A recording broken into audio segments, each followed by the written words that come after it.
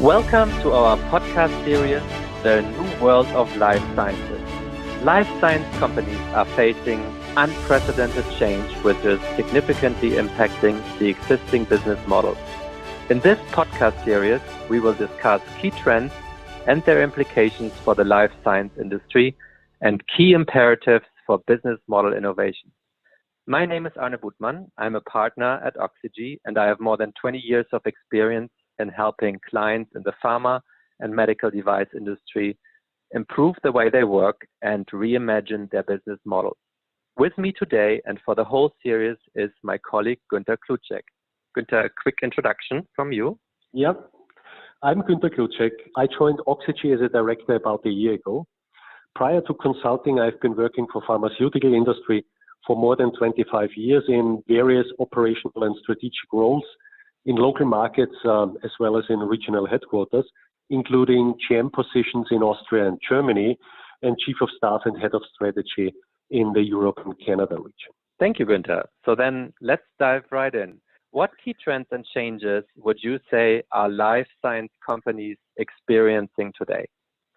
Arne, you mentioned it at the beginning in your introduction. Life science industry is facing unprecedented change and disruption, resulting on the one hand in a massive threat, but also on the other hand in a lot of opportunities for those companies who manage the transformation well. The marketplace is being disrupted by 5 key trends. Number 1, what we see is a shift towards an outcome-based funding. So for payers to manage healthcare funding in a sustainable way, pharma will be paid for health outcomes and not for products in future. Trend number 2 is certainly the empowerment of patients. Patients who are now able and willing to take greater control of their own health. Number 3, it's the topic of digitalization, disruptive technology and seminal therapies, all of them driving personalization of care. Number 4, those developments are certainly going to attract new competitors from outside the industry. And number 5 is the increasing regulatory complexity, given now the broader aspect of healthcare solutions. Regulations for data privacy and security, new technology standards, new scientific standards, and so on need to be considered and managed well. Those 5 trends underpin what's happening across the life science sector. And that is that the era of the traditional blockbuster approach is over. And new business models taking those changes into considerations are certainly required. As the challenges are varied, complex, and highly interdependent, they are calling for an agile and holistic transformation approach. We are recording this podcast in the midst of the COVID-19 pandemic. What additional impact do you think this crisis has? You know, those trends have occupied the industry independently of the current crisis. But COVID-19 may accelerate some of the shifts. Allow me to give you a few examples. We may see an accelerated move towards outcome-based healthcare, because to manage the crisis, enormous investments in healthcare resources will be needed, emptying the already stretched healthcare budgets. And additionally, the unwanted practice of trade-off decisions, meaning who gets the resources, may become more widely accepted. Moreover, the lessons learned in terms of working virtually and remotely may speed up digital customer engagement and multi-channel marketing. Speed this up in an industry with a previously face-to-face dominated engagement approach. That makes perfect sense. It's not a new trend that the crisis brings forward, but it's really an acceleration of some of the existing trends. I want to go back to what you said earlier, that the blockbuster model is outdated. Why do you think so? Well, the ability to develop promising molecules and push branded products with substantial marketing and sales efforts into the markets is no longer sustainable. Key characteristics of this model were that therapy decisions were mainly taken by healthcare professionals. Hence, the commercialization was done by a share-of-voice approach with a rather generalized messaging and offerings. The way of working was pretty analog. But this model does no longer meet changing market requirements. And moreover, it results in a dramatic loss in revenue every about 10 years due to the loss of exclusivity.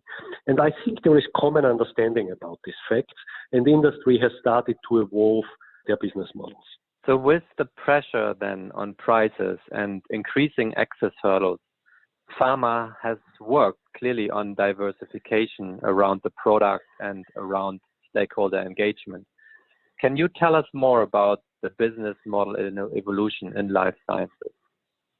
Yeah, as you rightly said, the models have changed towards more diverse product offerings. Portfolios nowadays are encompassing primary care, specialty care, generics, biosimilars, OTC, vaccines, you name it. What is also seen is specialization of therapy areas with high unmet need like orphan diseases. And in addition, due to the increasing payer influence, strong market access capabilities have been built. As now getting access to a market for a drug has in some instances become an even bigger hurdle than getting regulatory approval. And I would describe it as a many-to-many model. Many different stakeholders are engaged via many company functions like reps, key account managers, medical scientific liaisons, in-field market access people, and so on. And messaging and offerings are tailored to define segments. The IT infrastructure is mainly used as a process enabler rather than to create value for customer and patients. So then, given that further change in business models is inevitable in a landscape of outcome-driven, personalized healthcare with more empowered patients and fast advances in technology, how would you envision the new direction? In the new model, and let's call it the patient-centric model, health outcomes rather than products will be delivered. Given the fact that care decisions are dominated by payers and increasingly by patients, a true patient-focused multi-stakeholder approach will be required. What does this mean? It means patients' interests are put in the center of a company's decision-making and actions, all aiming for patient value creation and personalized care. So instead of mass segmentation, the stakeholder engagement approach will be one of mass customization with really personalized messaging and offerings. A digital ecosystem will be the key enabler for doing this by allowing for data-driven insights and this tailored value creation. And I think irrespective of legal structure, organization form, or portfolio focus, 6 imperatives need to be considered in adapting or building a new business model. The first one is around strong ability for value demonstration via data, but also via services beyond the bill. Second, patient stakeholder centricity. Third, the use of digital technology for value generation. Fourth, collaboration and partnership to deliver meaningful packages of care, which are improving health outcomes.